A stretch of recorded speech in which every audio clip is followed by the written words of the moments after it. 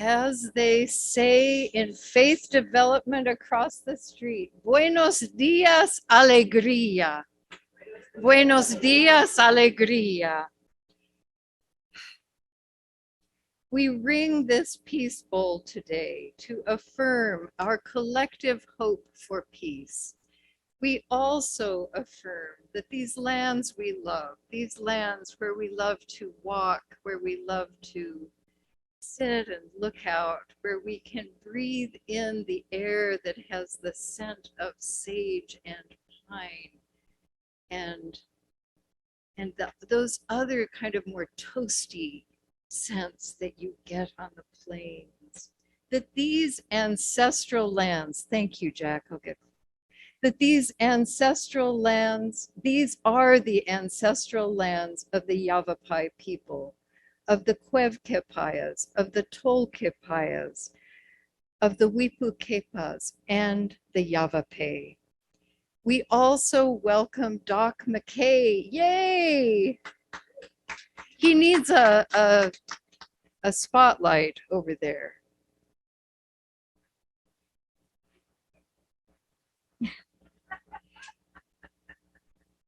He is the beloved brother of Dawn Corrate. Am I pronouncing that right? Yeah. No, that was their name. And we welcome him. Let us listen to a song that brings us back to some people we love, Abraham, Martin, and John.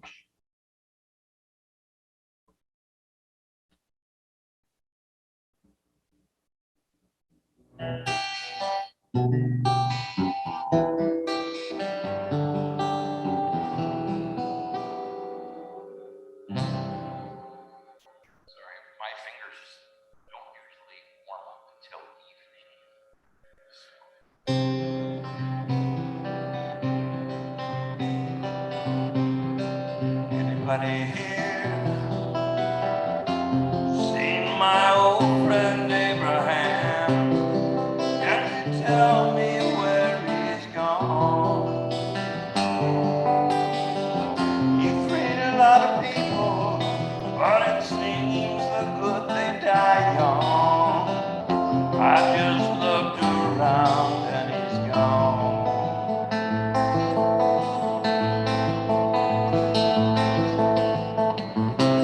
Anybody here seen my old friend Martin? Can you tell me where he's gone? He freed a lot of people, and it seems the good they die young. I just looked around and he's gone.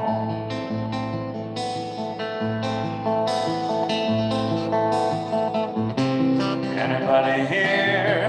Well, have you seen my old friend John? Can you tell me where he's gone? He freed a lot of people, and it seems the good they die young. But I just looked around and he's gone.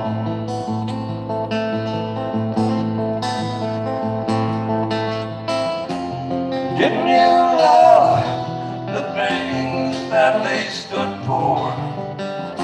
Didn't they try to find some good for you and me?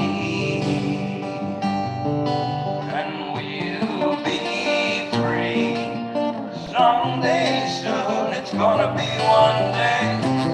Anybody here seen my old friend Bobby? Can you tell me where he's gone? Thought I saw him walking up over the hill with Abraham, Martin, and John.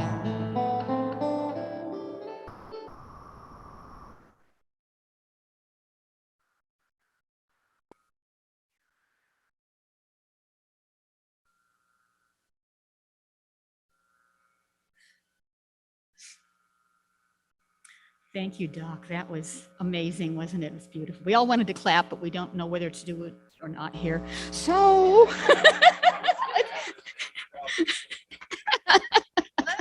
Let's decide we're going to do this. So, good morning. Here comes Peter Cottontail, hopping down the bunny trail, hippity hoppity, happy Easter Day. Welcome to Granite Peak Unitarian Universalist Congregation. I'm Suki Jones, your worship associate who can't sing very well this morning. And as an aside, Peter Cottontail was written a year before I was born, so I noticed recognition from all of you there. Not all of you, but many of you. We extend a warm welcome to everybody. We're glad you're able to join us, whether here in person or hello those on Zoom. This is the mission statement of our congregation. We are a compassionate spiritual community that celebrates diversity, nurtures the personal and spiritual growth of all ages, shares our gifts, promotes justice for all, and serves the world we live in. Please join us after the service for our special Easter brunch up in Davis Hall there. Sorry for those of you on Zoom, we'll miss you, but you can still chat in the breakout rooms. If you are joining us for the first time, please check out our website at prescottuu.org for more information about us. And if you are here in person, there will be time to introduce yourselves after the service, and then please stay and chat with a member or two and enjoy brunch. And this morning we thank our guest musician, Don McQuay, our pianist, Lena Hubin, Mary Lou Prince, our music director, the Granite Peak Singers, and all our Sunday morning volunteers. If you haven't done it already, this would be a good time to set your phone on worship mode, which I need to go do when I step down from here. In addition to the announcements that we're showing on the screen at the beginning of the service, you can read about other things happening at GPUUC in the weekly Peak newsletter, on our website, in Reverend Patty's videos, and we have some printed copies of the announcements out on the welcome table. Sandra Palacios, our faith development coordinator, is teaching ages 5 and older across the street in the faith development building.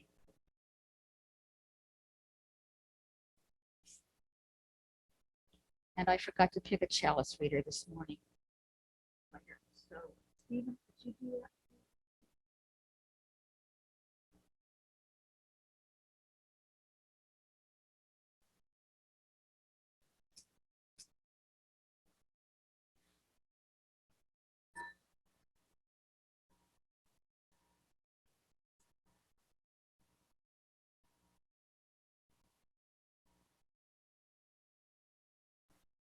We begin our service in the Unitarian Universalist tradition of lighting the chalice.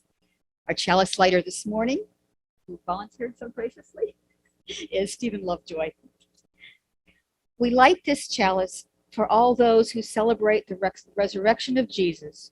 May this day be another affirmation of divine love and promise. We light this chalice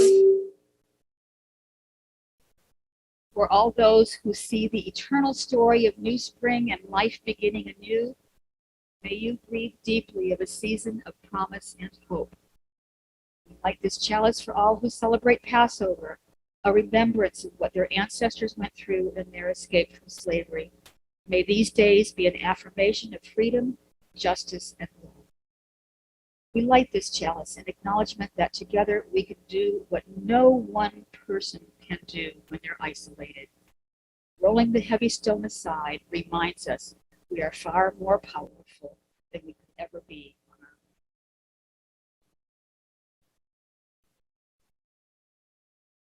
Thank you, Suki. And I want you to know that she is also the one who is managing the breakfast brunch. Thank you. Thank you. We gather this morning, and good morning, everyone. I love to hear that. Good morning.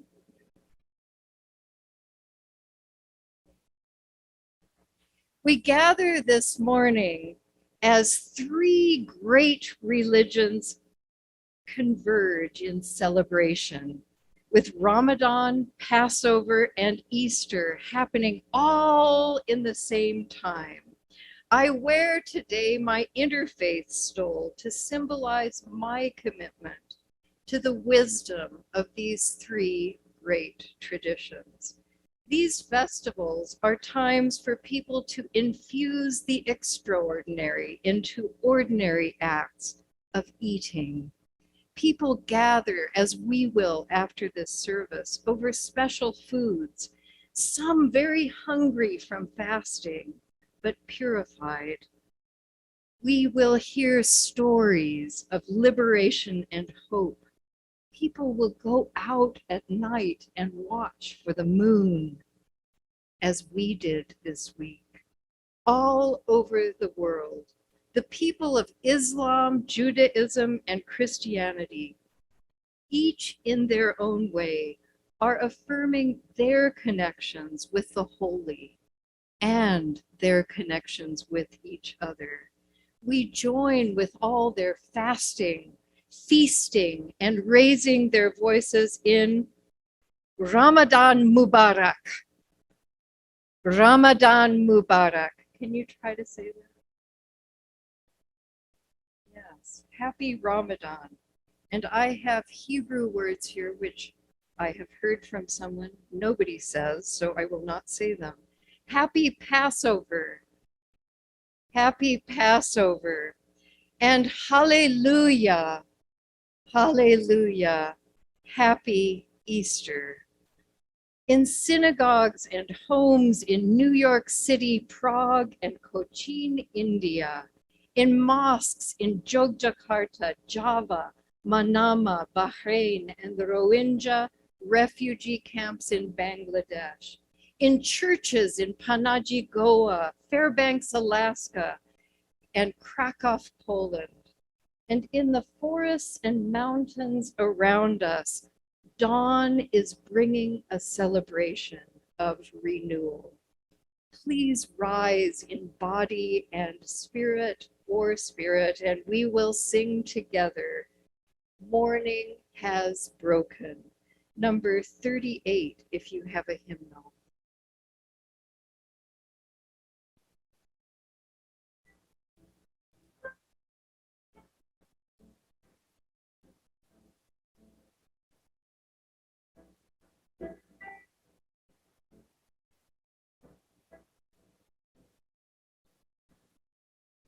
Morning has broken like the first morning. Sun has shone like the first day.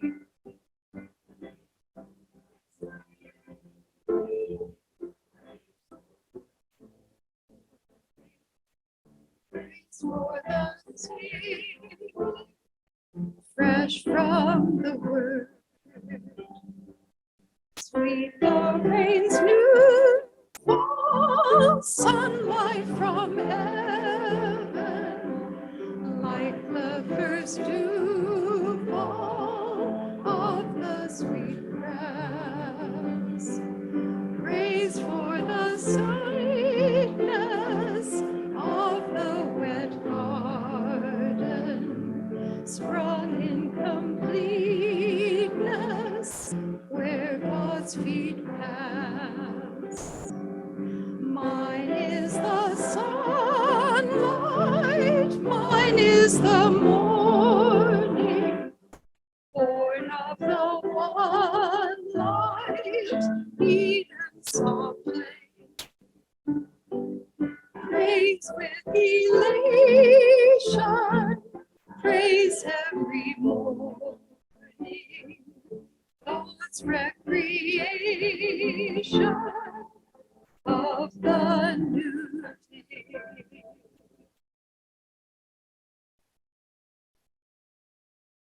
You may be seated, and now please join me in reading our covenant.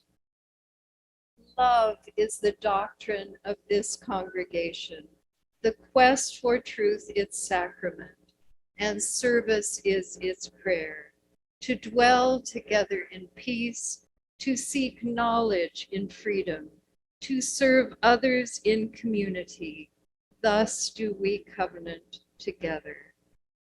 And now I invite you into a different kind of time. Let us listen to this bell once more, and let us feel our feet on the ground.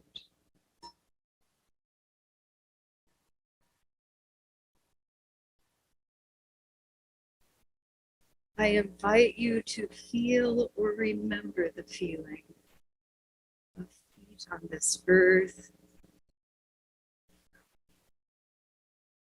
the sun around us as we are so blessed in this place, and the layers of earth beneath our feet, layers that go down, ever changing down to that fiery core, where earth is always being created. Let us then extend ourselves up through this brilliant blue sky and those clouds that shift their shape. And let us look down at the forests and the plains and those snow-capped mountains in the distance. And up higher, we are in the land that Drew Potter knows, the land of stars, the place where stars are born.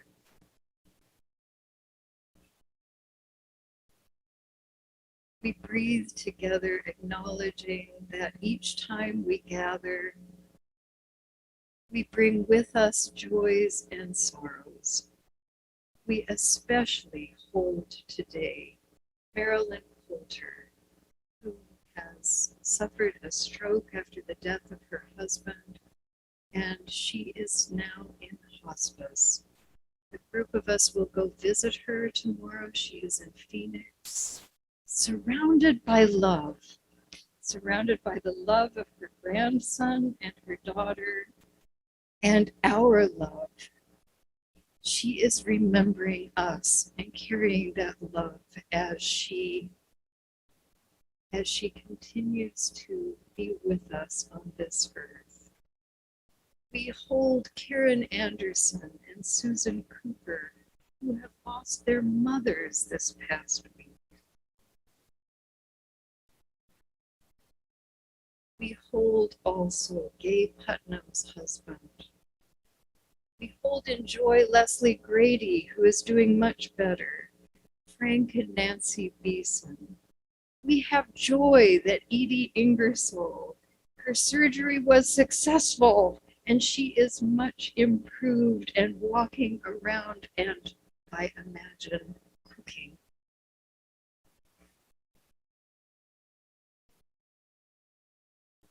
I ask now, are there any of you on Zoom or in this sanctuary who would like to hold a name of someone who is on your heart at this time?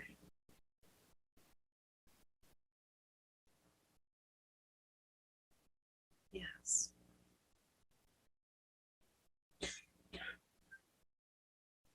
Richard Rossage, Ed Rossage's brother. Yes, we hold him. He is in his final days. And we hold Ed, who is holding his brother, and Lee, who is standing by so beautifully, and Craig as well. Thank you. Yes, Jack.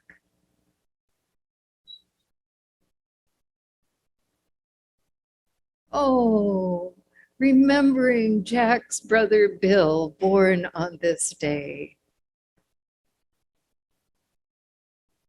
Terry Cummings was that on the chat? Yes. Who served this congregation, and I have heard is in this area right now, but not with us in this sanctuary. Let us hold her. Yes, Dan. John Sherman, thank you. Yes. And Deb Walter, thank you. And Jeffrey Wilkes, Kelsey and Jeffrey, yes. And Dick Walter, let us hold him, yes. And Sharon, enjoy because she is here. But she has gone through a journey with her heart.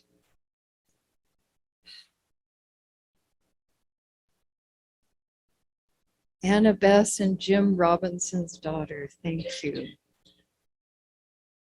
And now, and I will ask again, or you can keep giving me names, but now let us enter into a time of meditation and consider all these that have been named and also those who are not named.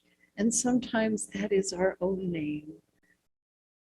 We will have a time of meditation where I invite you to come up and put a stone in the water to symbolize that joy or sorrow.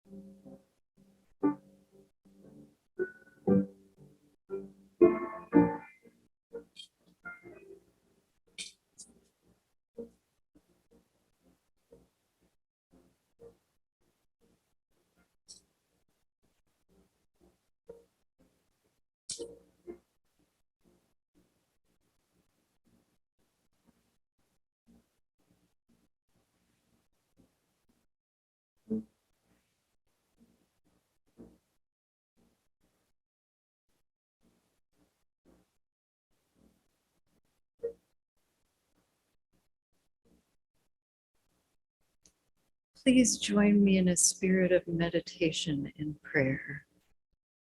Spirit of life, we give thanks for community. We give thanks for this place where we can bring our whole selves and the joys and the sorrows of our lives. We ask for the courage to share those sorrows when we need to. We ask for comfort in so many places in the world. For where there is celebration, there is often memories of other times, and there is so much unrest. In Ukraine, we give thanks for the mothers who were able to go and find their children who had been taken away. We give thanks for those moments of peace.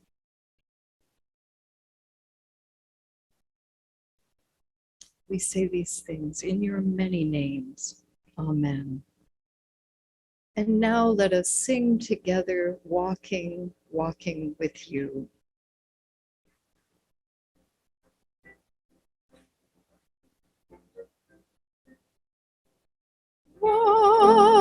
Walking, walking with you. Walking with you is my prayer.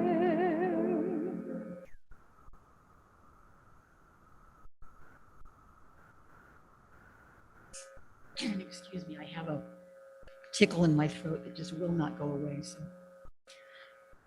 I'm going to escape and go start coughing in the bathroom after I finish up here. So as we prepare to take the offering this morning, let us embrace the feeling of connection and community that we have when we gather here each week. Let us remember that this congregation and its programs are supported by your generosity. We also give back to the greater community through our Seeds of Support program. This month's recipient is a new one for us called Step Up for Kids, which is a nonprofit organization that works to connect and support parents in the workforce. Please read about them in your order of service. And to give online, the link is available in the chat, or you can also go to our website. Please enjoy our offertory music, The Wind by Cat Stevens, performed by Doc McQuay.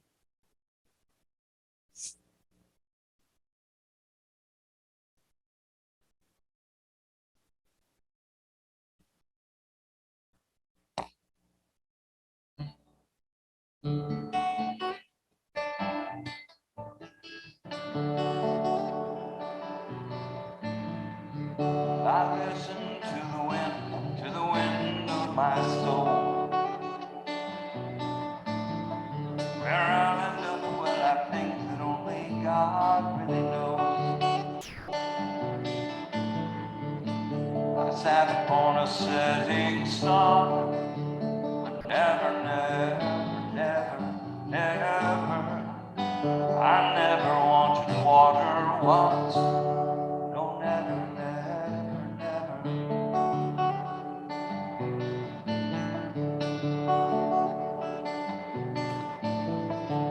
I listen to my words, but they fall far below. And I let my music take me where my heart wants to go. I swam upon the devil's lake. Never. I'll never make the same mistake. No, never.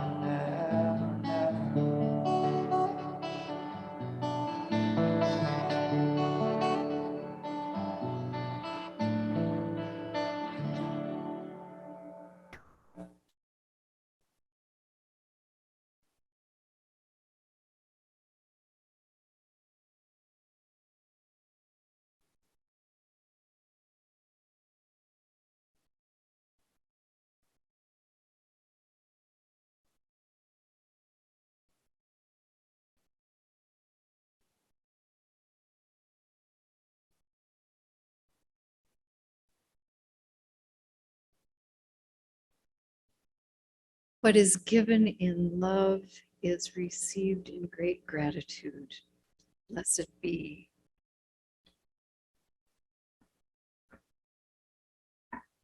And now I would like to, we're going to have a welcome ceremony for our new members, but many of them are actually on Zoom, and I can't see them because I only have a small iPad here.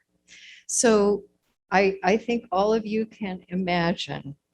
I think Jane Keene is out of town, but I'm calling these names: Jane Keene, Sarah Mahler, Dixie King, LaDonna Withar, Stephanie Willison, Brian Willison, Donna Totkas, is that right? Phyllis Laughlin, Alan Laughlin, Donna Waldorf, Mary Helen Ewing, Susan Cooper, Tracy Powers, Joyce Dennison, and Mary Lou Prince. So if, and I think you can just stay in your seats because Sarah may be alone. I don't want her to have to stand up here alone. And Tracy's here. Okay, let's do it. Let's stand up. I'm just thinking of my own shy self in this situation. So, yes, wonderful. Welcome. We welcome these people to be among us, and we look forward to learning about how they are unique. And I have some questions that are on each table in that brunch table that include questions that would be answered with one of the names of the people who are now joining us. Everyone here, and it also has many of your stories intertwined in those questions. Everyone comes bearing unique gifts, and we are blessed that they have chosen to become a part of our community. We have many on Zoom. Welcome, welcome. These people are now your fellow travelers, your fellow religious explorers. Each brings a unique past and questions, and we are all committed to work together so that we can leave this place better than how we found it, which is quite something when we think of climate. We each are unique, and yet there is something that we share. As Unitarian Universalists, our principles and our sources guide us. And now I would like for us to enter into this responsive reading and I really want you to think about these words because these are our welcome to those who stood and to those who are away but will be back next week. We bid you welcome. And you will say the underlined part. We bid you welcome who come with weary spirit seeking rest, who come with troubles that are too much. Wait, let's start it. Okay, you can do I did my part. Okay, who come with troubles that are too much with you, who come hurt and afraid. We bid you welcome, who come with hope in your heart, who come with anticipation in your step, who come proud and joyous. We bid you welcome, who are seekers of a new faith, who come to probe and explore, who come to learn. We bid you welcome, who enter this hall as a homecoming, who have found here room for your spirit, who find in this people a family. Whoever you are, whatever you are, wherever you are on your journey, we bid you welcome. And now the choir will sing a song for you. And many actually have now joined our choir. Draw the circle wide.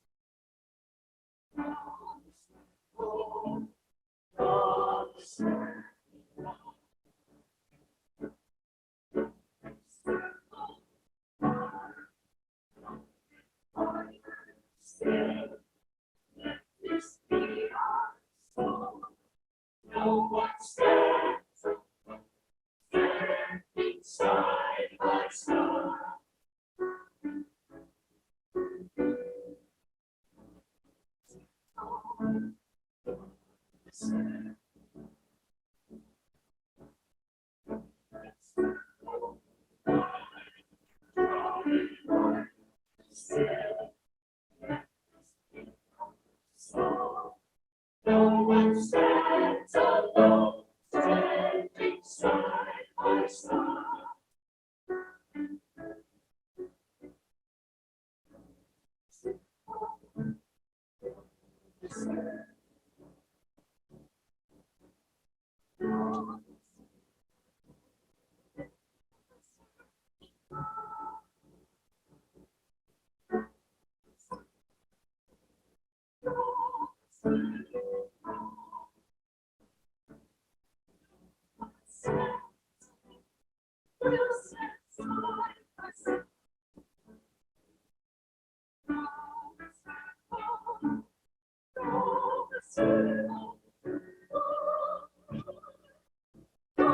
Circle, draw it one, let this be our song. No one stands alone, standing side by side.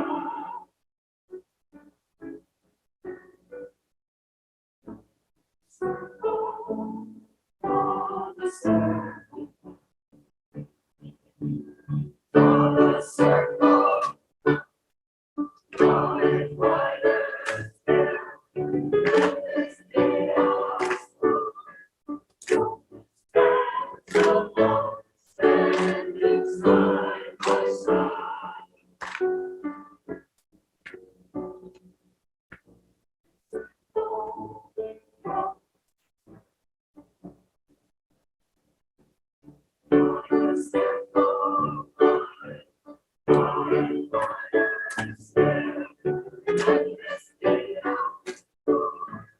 No one stands alone, standing side by side.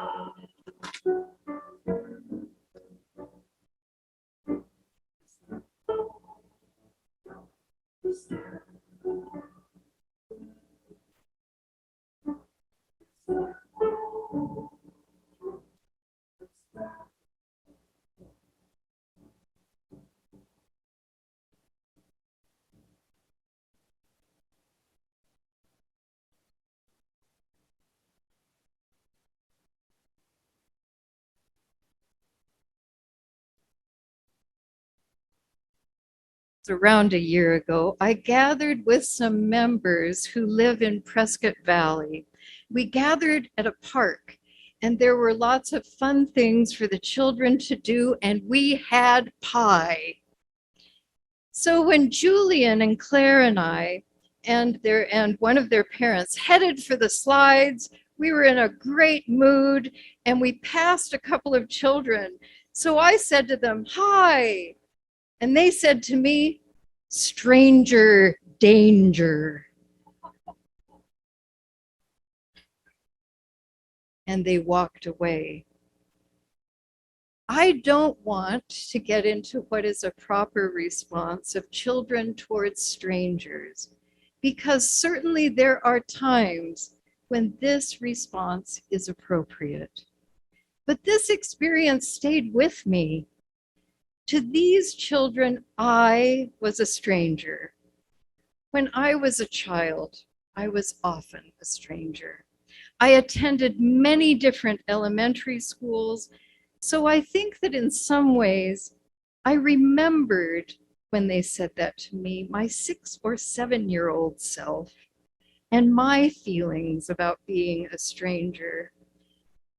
I went to elementary schools all over this world, a German nursery school in Venezuela, and a British school where I learned to do an impression of the Queen. So if you wonder why accents come out, it was child-stranger coping mechanism.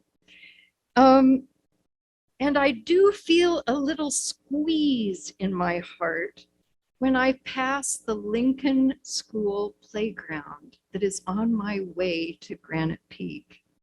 I see it as a place where children are struggling not to be strangers. And I know that that isn't everyone's experience. It wasn't but it was mine. And that teaching of welcoming the stranger, of opening our hearts to people around us who we don't know yet, drawing the circle of hospitality wide, that idea exists in the three main monotheistic religions, Judaism, Christianity, and Islam, all of whom have celebrations this week. Last week, during the teaching Seder led by Rabbi Susan from this Prescott Synagogue, during that time, we sat at this table and we learned of that place set for Elijah, that place open for a stranger. And during the dinner, she talked about how sometimes someone would go and open the door. And I've read really funny times from people's childhood where they'd open the door and there would actually be like the plumber standing there or something. And this again is shifting our idea of who we welcome, how the stranger becomes someone we prepare food and drink for, with whom we celebrate. In Islam, the hospitality of welcoming the stranger in one's midst is connected with old stories such as Abraham's sojourn in Egypt when he was a stranger and he depended on the hospitality of others. So in that idea, the responsibility to welcome strangers comes, like mine does, from a recognition of having been a stranger. I want all of us to spend a few moments remembering when the people around you, and some of you it's going to be really hard because you were here from the beginning, but then there are new people who are strangers. When have you come to a Granite Peak gathering and everyone was a mystery to you? Let's just remember, Judy might have because she was right at the beginning. And I think I see somebody else, Gwen, who was right at the beginning. And some of you, and Randy, and some of you were very close to that time. And some of you came right at that moment and they were strangers. So let's just remember that time for a moment. For some of you, it is today.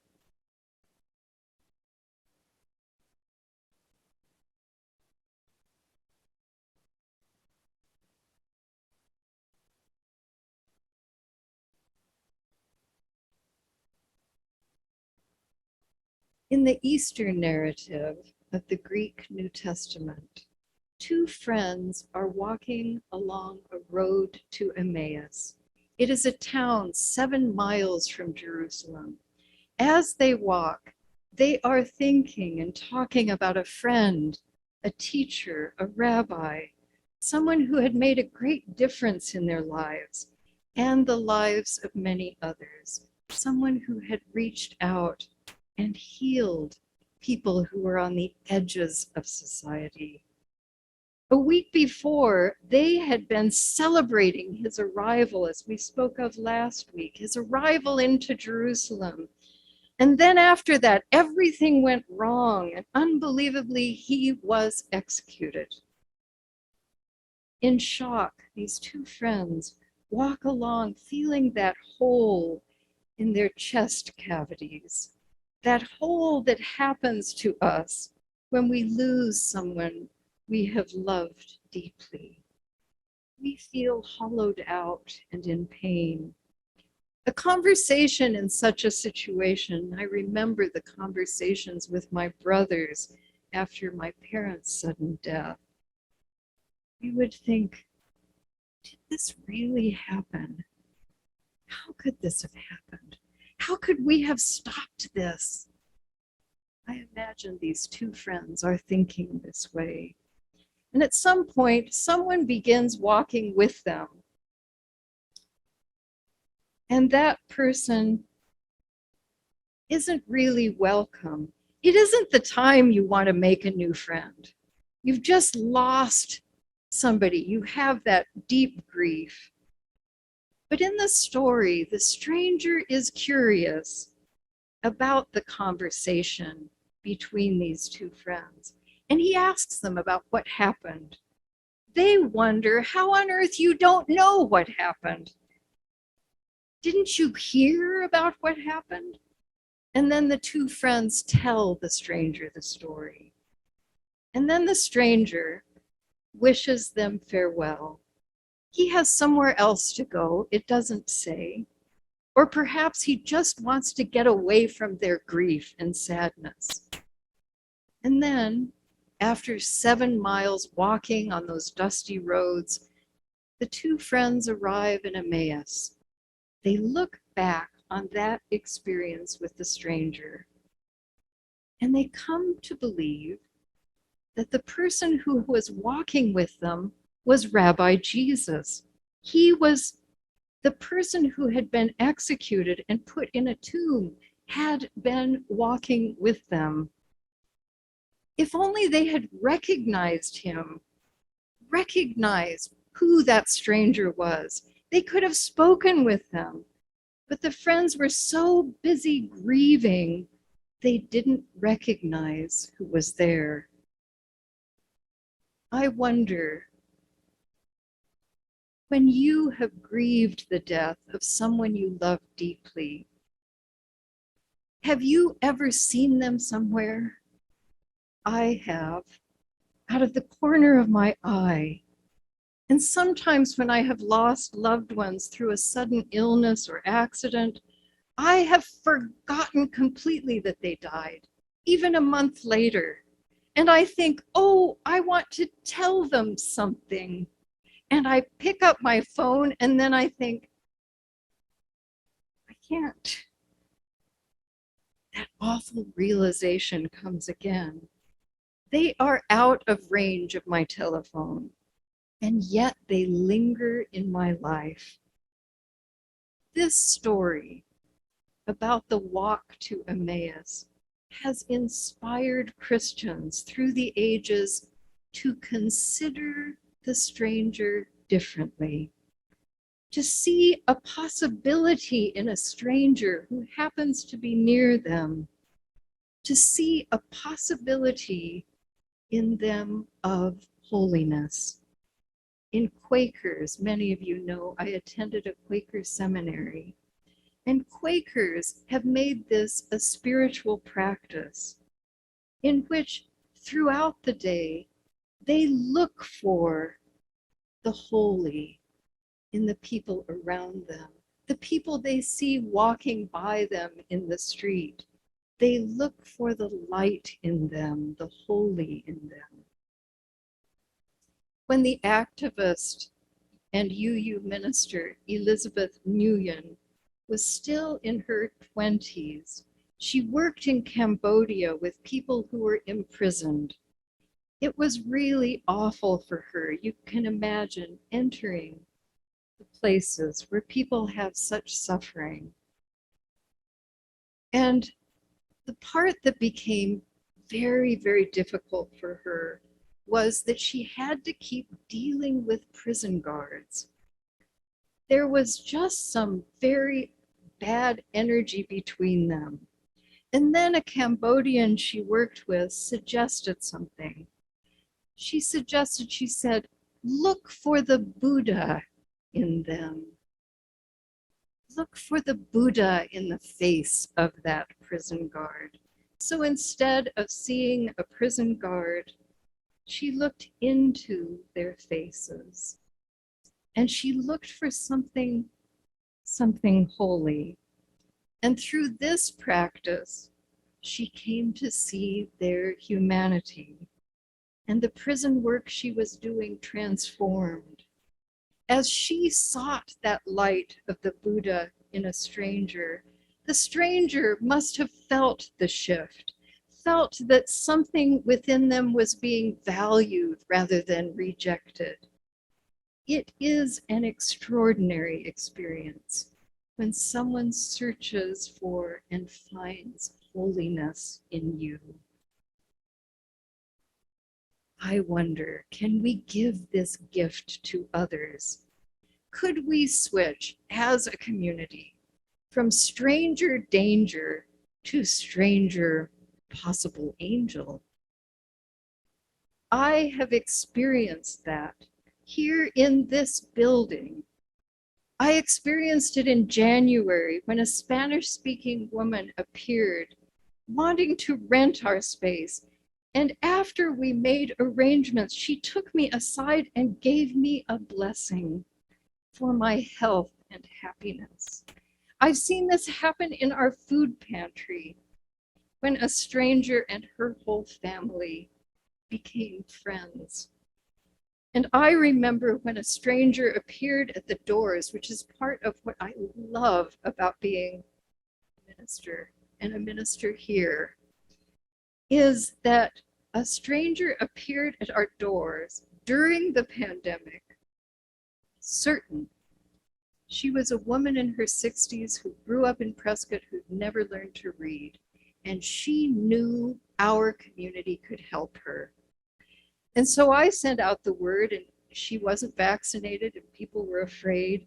And then someone who was living in Africa contacted me and said, I will teach her when I come back. And she is teaching her. She is learning. By opening our doors to the neighborhood, strangers become neighbors. And each time I believe there is a transformation that happens, I believe we are becoming neighbors. I have felt this as a minister because I came here to you as a stranger. And it's very bizarre because I come from a congregation that loves me, knows me, to a place where you have no idea of me, and I speak those strange accents under duress. And then the pandemic happened. We were strangers to one another once, and then we had a pandemic. But through months and years together, we have built trust. We've had some hard conversations, and I've heard some marvelous stories. And sometimes we have experienced together those moments we can treasure, when we experienced the deepening of relationship, of bonds, and that glimpse of the holy in each other. I felt that at the installation last month and the festivities around it, the people brave enough to do their own dance in the middle of the group. And someone who during that time boldly told a very difficult story of grief. And many, many times with all of you, I've heard your stories as holy stories. You have blessed my life, and I have seen you bless the lives of others. As a community, our work is the work of hospitality and welcome, and we must keep renewing it. We must keep remembering that we are walking that road like the road to Emmaus. And sometimes we are walking with grief and difficulty and illness. But let us keep our minds open to the great wisdom that could come, the wonder that could come from opening just a little to that stranger. In this ancient story, the two friends have just experienced incredible loss. And I believe their only chance to heal the pain of that chest cavity that feels as if it is emptied out is in the welcome of a stranger.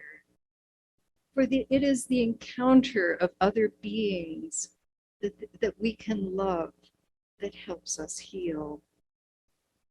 I've experienced that after the death of loved ones, that finally I feel like my heart can open a little and accept love. And then gradually my suffering is lessened and I feel whole again. It doesn't happen overnight. But welcoming the stranger is the work of becoming whole. Welcoming calls us to take a break from our busyness and even from our extreme joy, and open our eyes and hearts to the possibilities of the strangers who are around us. May we engage together in this work and as a community in our neighborhoods, everywhere we go, with our loved ones, and with those strangers we meet over and over again.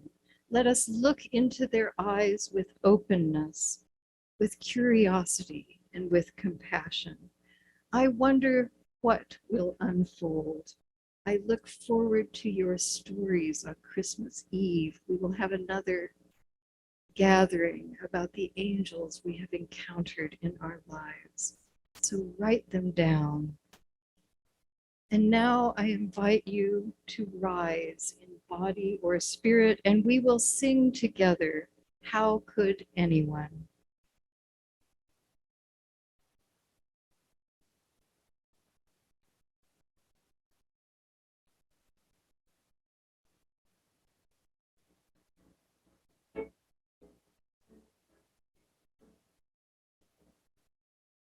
How could anyone ever tell you you were anything less than beautiful? How could anyone ever tell you you were less than whole? How could anyone fail to notice that your loving is a miracle? How deeply you're connected to my soul. How could anyone ever tell you you were anything less than beautiful?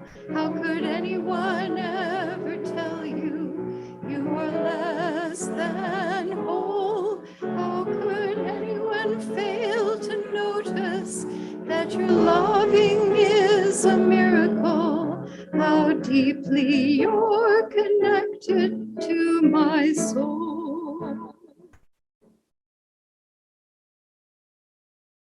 Thank you. You may be seated. Today we have welcomed new members. We have welcomed old members back. Some are strangers to you, and some you have seen for a few months or years. And isn't it amazing, that process of renewal, that process of transformation that we are in the midst of people who are strangers becoming parts of this community, becoming friends, becoming co-collaborators. We are being joined by a diverse and lovable group. I took a few minutes to write some questions about these people who have joined us. Who played viola for the Metropolitan Opera and is now an artist? Who has studied Sufism extensively? Who has facilitated diversity training? Who practices family law? Who dances the merengue? Who married her childhood sweetheart after her first husband passed away? Who has worked with healing horses? Who worked part-time as a server at a restaurant on the beach in California, on top of being a full-time teacher, to put together a down payment on a house in Los Angeles? Who was brought up in a four-square church with a mother who was a pastor? Who sold their house in the San Bernardino Mountains right before one of the biggest snowfalls in history? Who didn't find out that their grandmother was Jewish until she was in university and she went over to a Jewish friend's house and the Jewish grandmother was saying all the same words her grandmother said? These are wonders waiting for our eyes to see. Let us say together, Hallelujah, Hallelujah. And now let us listen again to Doc McKay. I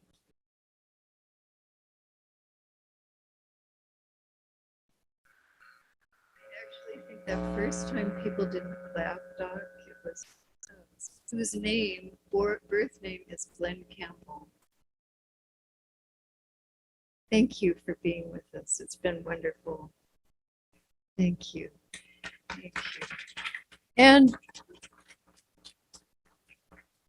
he made me promise that if he came, he could tell about a gig that is happening this coming week, which Mary Lou and I are going to, that is in Chino Valley.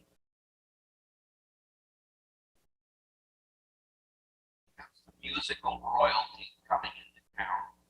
Many of you know the name Andre Previn, 4 Academy Awards, 10 Grammys. His daughter, a concert violinist and a virtuoso, her passion in life is playing simple blue-collar music, and we all can. She's moving down to Chino Valley, and she and I will be doing it coming Wednesday the 12th from 4 to 7 p.m. So if any of you are in the neighborhood, it's sort of our way to welcome her into the community and have a big get together.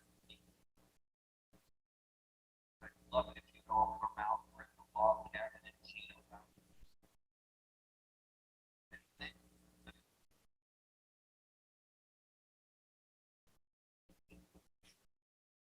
There'll be room for strangers. And now this is the time for us to greet people who are here for the first time or coming back, who, sometimes there's so much time in between the times that we're here that we feel new once again. Would anyone like to introduce? Somebody's pointing. Oh, no, we're going to do, oh, I'm sorry. Thank you. I have it on my script to greet our neighbors first. Sorry. Okay, for you on Zoom, we are going to extinguish our chalice first so that you can go into your breakout room. Thank you. That's why I thought you were pointing. I should introduce him. We extinguish this flame, but not the light of truth, the warmth of community, or the fire of commitment. These we carry in our hearts until we are together again. Okay, and now what I just said before that is still true. So would anyone like to introduce themselves today? Okay, please.